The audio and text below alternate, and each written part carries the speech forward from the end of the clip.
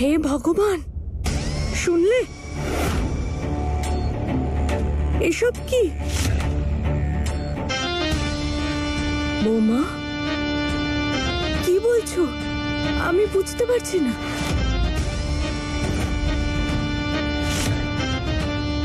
বলো বৌমা, তুমি কি বলতে চাইছো? ফুল, আমিও বুঝতে পারছি না বলতেটা কি চাইছো।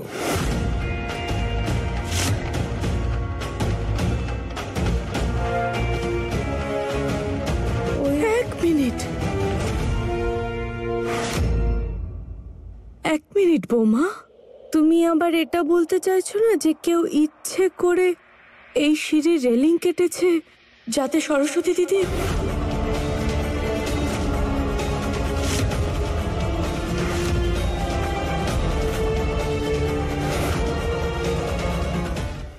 এই কিভাবে আর কেন?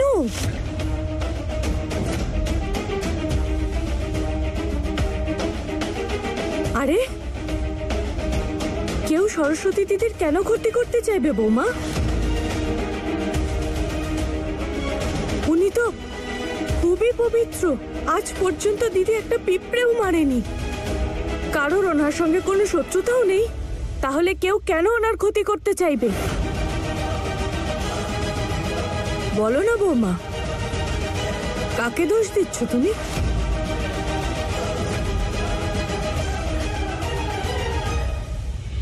কি বলি আমি তো ঠিক করে বুঝতেও পারছি না যে কেউ এমন, আর কেন, কি করি এখন? আমি কি কথাটা বলে কোনো ভুল করলাম? জয়তী, কি চলছে এখানে এসব? এই মেয়েটা যে কাজের জন্য ওকে এখানে আনা হয়েছে সেটা আদৌ করতে পেরেছে কিনা কে জানে। তার উপর আবার গোয়েন্দাগিরি করতে শুরু করেছে। এবার তুমিই বলো, এই করাতটা দিয়ে সিঁড়ি কেটে বড় মার ক্ষতি কে করতে চাইবে? অনেক বেড়েছে মেয়েটা।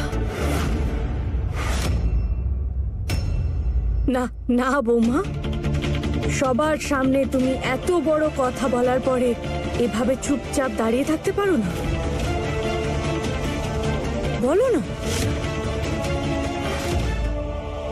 আরে বলো, একজনের তো নাম নাও।